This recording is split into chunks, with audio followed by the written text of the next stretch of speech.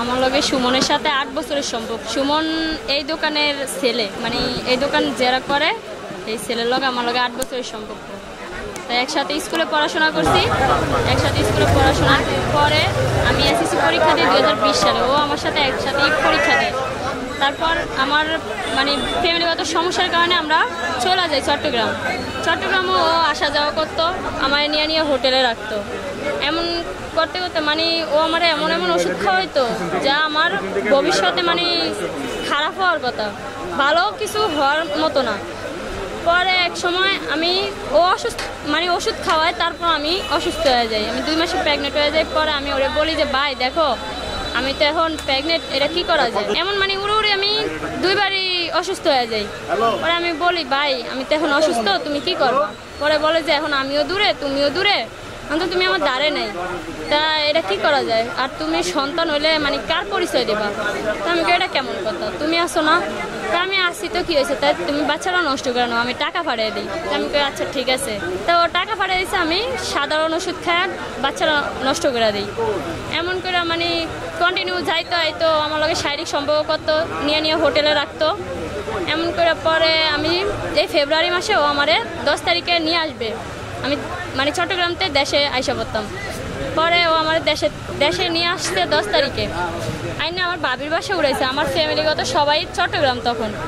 বাবির বাসা উড়ায় ও তাও ওই জায়গায় যাওয়া করতো, মেলামেশা করতো। পরে আমার বাবি মানে সবাই বলতো যে আমার বিয়ে হয়ে গেছে। তা আমি ঠিক ওরকমই বলতাম যে আমার বিয়ে হয়ে গেছে এর মানে সুমনের সাথে। পরে আমার আব্বু আম্মুরে ও আরো 2-3 বছর আগে কথা দিছে যে আন্টি আপনারা ওরে বিয়ে দিয়েন না, ওরে যদি বিয়ে দেন তাহলে ওরা আমি কোথাও সংসার করতে দিব না, ওরা আমি মারা ফেলাম, ঠিক আছে?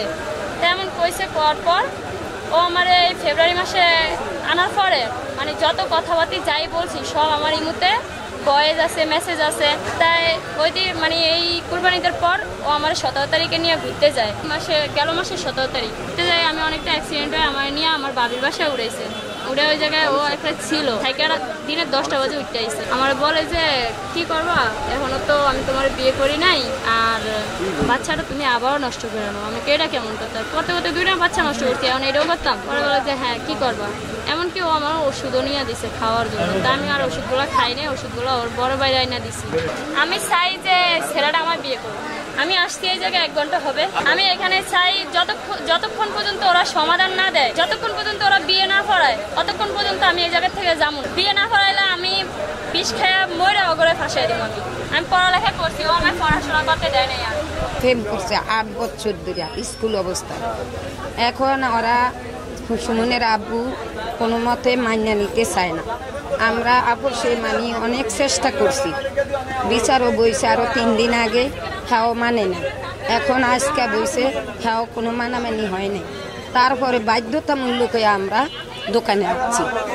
আমাকে দোকানে বসার কারণ আমাদের মেয়ের বিবাহিত হইব, 20 লাখ টাকা কাবিন করব, কোডের মাধ্যমে বিয়ে হবে। কোডের মাধ্যমে 20 লাখ টাকার কাবিন হবে, বিয়ে হবে। ছেলের অপরাধ 8 বছর মেয়ের লগে সম্পর্ক ছিল। ছেলে এখন অস্বীকার যায়, ছেলে বিয়ে করতে চায় না। মেয়ের নাম রেহানা, ছেলের নাম সুমন।